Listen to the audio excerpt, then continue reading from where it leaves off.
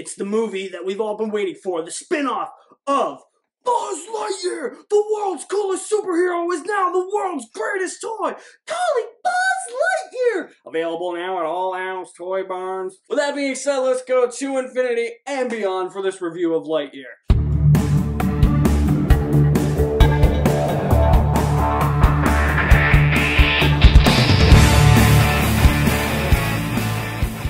So Lightyear is a spin-off of the Toy Story series. It is actually the movie. This is how they build it. This is how Pixar built it. There's a title card that comes up at the beginning of this movie that says, in 1995, Andy saw a movie that inspired him to buy a Buzz Lightyear action figure, and this was that movie.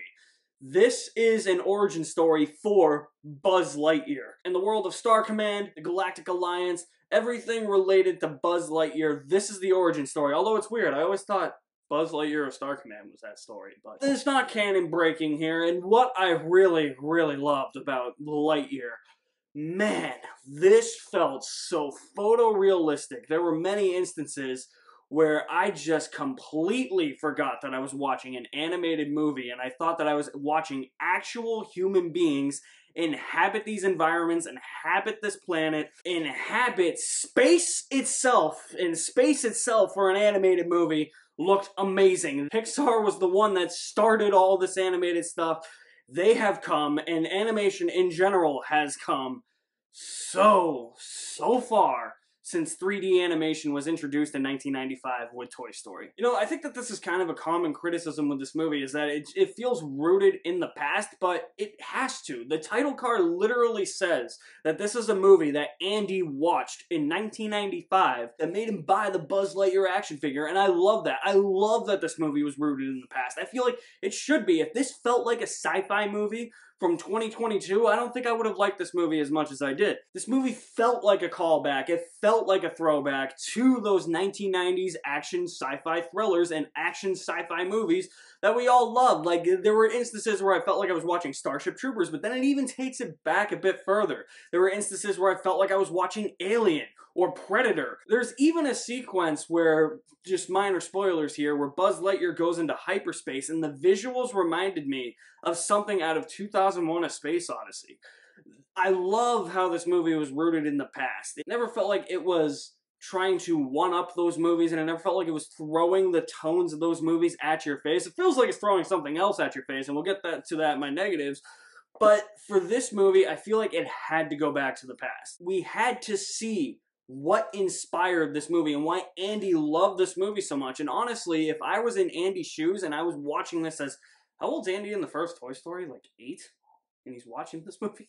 If I were in his shoes and I was watching this for the first time in 1995 when I was 8 years old, I would fall in love with this movie instantly. Yeah, if this was made in 1995, Buzz Lightyear would probably be one of my favorite cinematic heroes. He already is because of the Toy Story movies. Buzz Lightyear is one of the most iconic movie characters ever, but so isn't Woody, so isn't Rex, so isn't Ham, so isn't Mr. Potato Head. So all of the Toy Story characters are so iconic, but this just made an already even more iconic, probably the most famous Toy Story character, the best Toy Story character in many people's minds, even cooler than he already was. Chris Evans really kills it as Buzz Lightyear. There were even instances where he's delivering his lines of dialogue and his voice sounded a lot like Tim Allen, and there were times where I said to myself, that is literally Tim Allen. You know, I always thought that if anybody else was going to voice Buzz Lightyear, I always thought George Clooney would be the perfect choice, because I feel like he has a similar voice to Tim Allen, and if you watch Gravity, that's essentially live-action Buzz Lightyear in space,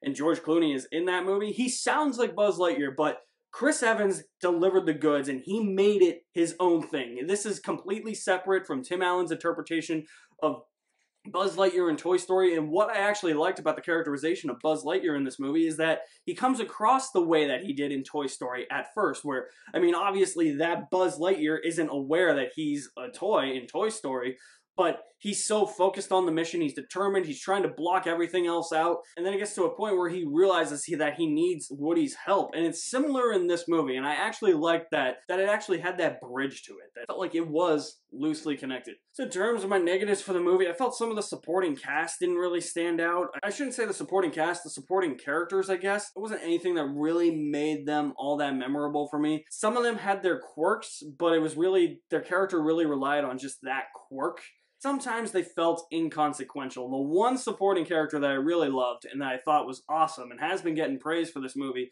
is Socks the Cat.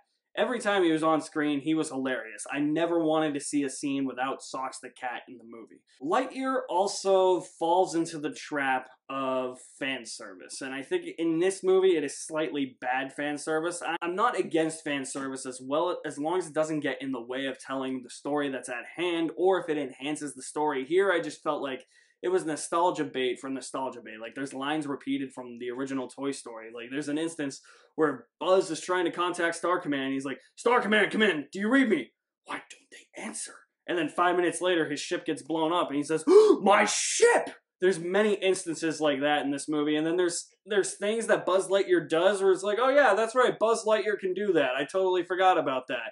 And it just keeps throwing all those things at you. My mindset went immediately to the space of, okay, yeah, I get it. Toy Story exists. Like, stop reminding me, because Toy Story and all the sequels to Toy Story are some of my favorite movies ever made. Like, I get it. We're in that universe, you know? I don't need constant reminders here. But all in all, I still had a really fun time with Lightyear. I think the animation is even better than it has been in a Pixar movie. I love the callbacks to 90s sci-fi action movies, as well as older sci-fi action movies as well. Chris Evans does a really good job as Buzz Lightyear. It's just a nice little expansion to the Toy Story lore. It definitely doesn't deserve all the hate that it's getting. It's getting review bombed on both Rotten Tomatoes and Metacritic and IMDb. I don't know why. People are crazy, man. I don't know. I had fun with it. Slight disappointment. I wanted it to be one of my favorite movies of the year. It's not. I think it is worse than any of the Toy Story movies. I think those 4 movies, I get a lot more out of those 4 movies. This is just a fun, rollicking side quest into the Toy Story universe that expands the lore. I had a fun time with it. I'm going to say I really enjoyed Lightyear with 3/4 worth of a bucket of popcorn. So guys, have you seen Lightyear, the new spin-off to Toy Story? If you have, I want to know what you thought, so drop me a comment in the comment section below. I will leave my link to my website in the description below as well. You guys are the best. Thank you for watching. My name is Alex Madden, and I'll see you at the movies somewhere.